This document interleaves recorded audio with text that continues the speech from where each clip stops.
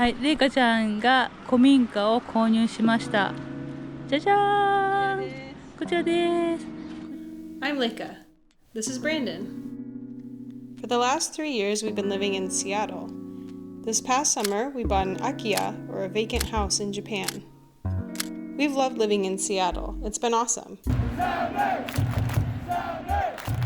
But for many reasons, we decided to relocate. We've been getting a lot of questions and figured we could share our experience because hearing other people's experiences has been super helpful. Why are we moving to Japan? And if I had to say, I guess I would say it's because she wanted chickens, and that's kind of where it all started from. Well, like, more than just chickens, like hobby farm lifestyle, I guess. Yeah. Lifestyle. One, lifestyle. I don't know if it was chickens at first. It was more just, I was already working in the outdoor field and then in outdoor education, and then I was starting to do some like more farm related things. I also like the part of like creating, and I like being outside, being in the dirt, so it makes sense for me. Yeah.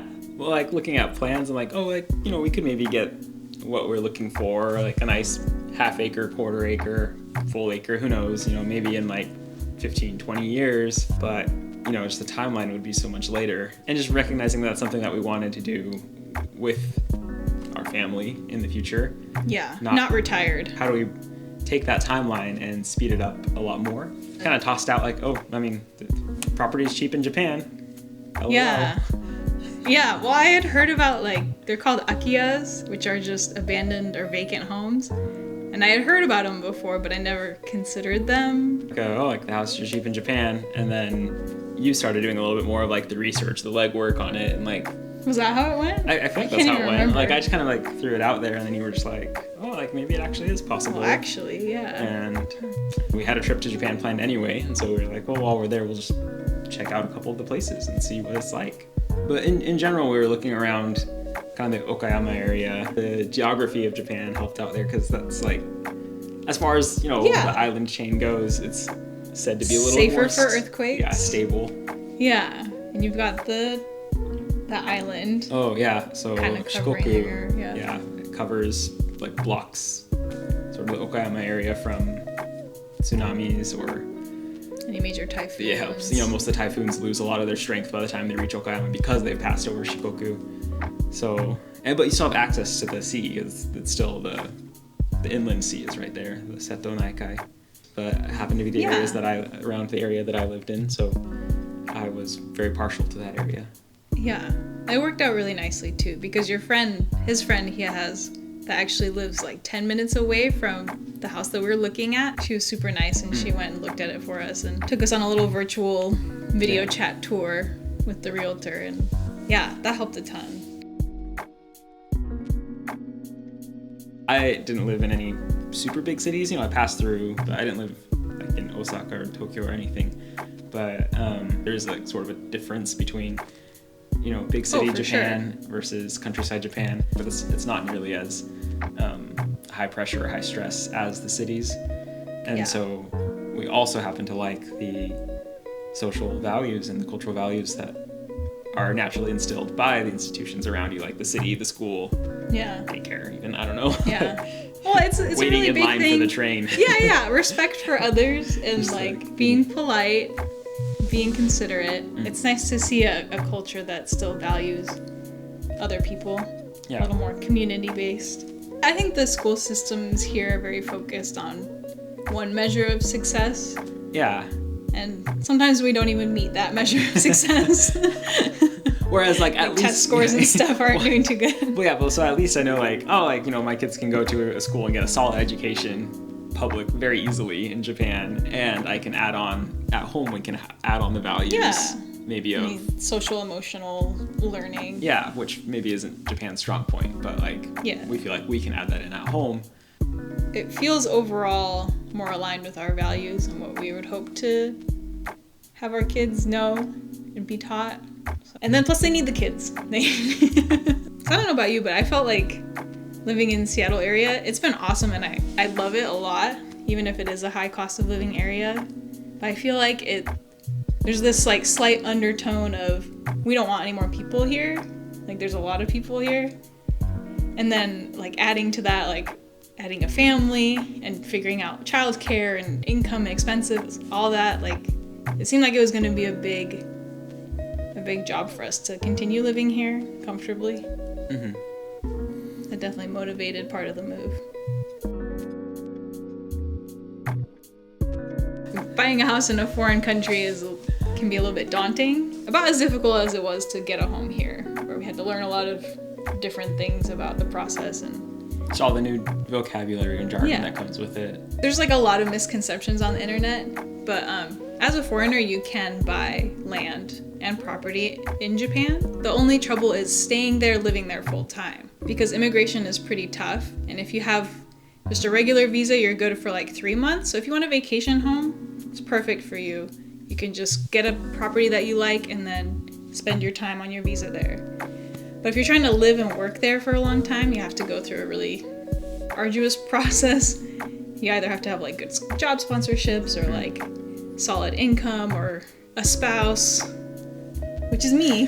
That worked out for us. Yeah. Or just like a high demand job, high level of expertise in a field. And as it's going, Japan is like expanding their definitions of what these categories are. Like I think just even over the last 5 to 10 years, it's changing. Their population's declining, so they are trying to figure out something to do for that. So Yeah. there's a chance that this changes in the future. Right. It's a little easier. Why can we afford a whole house in Japan? Because it's only $3,000. Oh yeah, the house itself. The house itself, yeah. I was like, that's not how much we paid, but No, yeah. Mostly you're paying for the land, and then the house is just like, oh yeah, happens to be there. I guess here's the. yeah, that's true. Literally on the valued property, like on that document, it says the house is $3,000. With exchange rate too, it's less than that. Like $2,500. There's just a whole myriad of reasons of why that is, but basically it's so houses tend to depreciate. So it's an older house. It's been vacant for 11 years. 11, yeah. And I mean, the house itself is it's like 100 years old. Yeah, overall we did end up paying $30,000 for the house that we got, which it was a lot for our budget, and we wanted to be like pretty sure of what we were doing and make sure that we're not just blowing $30,000. I mean, I still haven't seen the house, so. Okay, I have video proof, and we will show you guys too. It's there.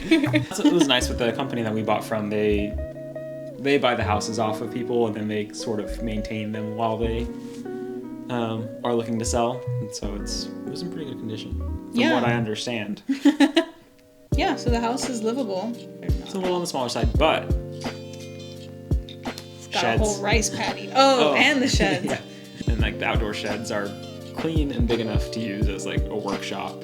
And Plenty of storage. yeah. Move-in ready, I guess, if you're okay with a pit vault toilet. Yeah.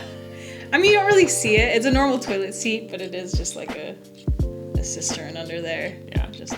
But that's how a lot of the houses are in Japan, in In the the rural side. Yeah. And they have services that come and, take the waste and take care of it. Just a little vacuum from Teletubbies. Oh no.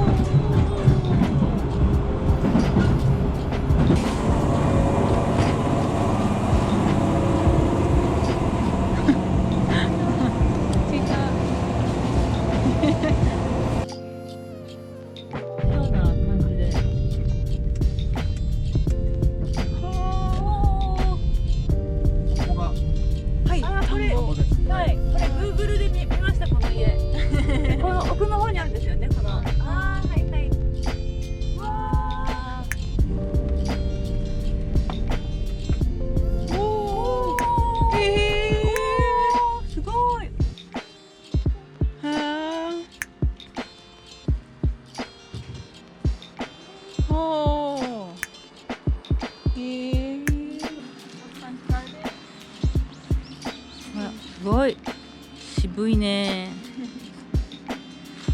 渋いです。うん。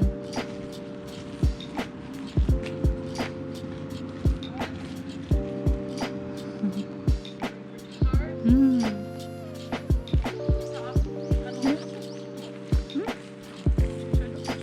あ、ここも駐車場になるよね。うん。はい、ここも畑スペースあり。でそっちは田で、んぼ。はい、田んぼがあります。見てないね、倉庫。倉庫、うん。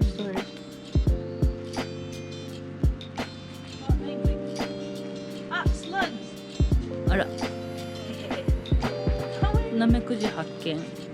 あ、ダメ。うん。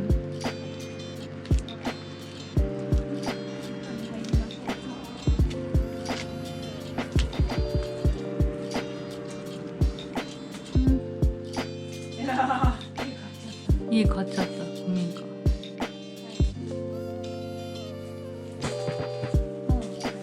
うん、ママも入る。ちょっとなんか窓開けていいですか？ちょ窓開けろ。っと臭い。博物館のような匂いがします。お。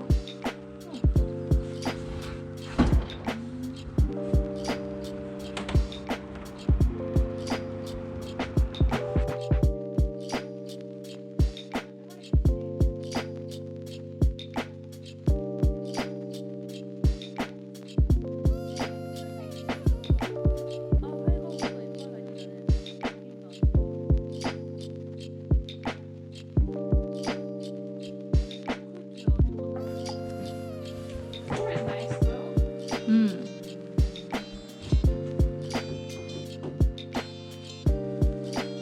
Pretty tall. うん。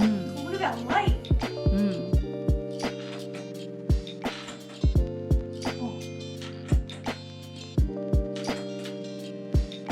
Wow.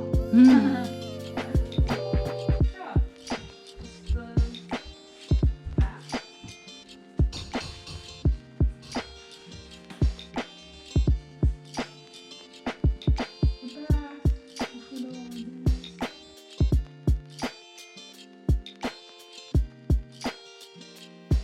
Big thanks to my mom for helping us figure out the process of buying a home, helping with translation, and even coming with me to finalize the purchase. Thanks for following along on our journey. We'll be posting more as we get settled in Japan next year.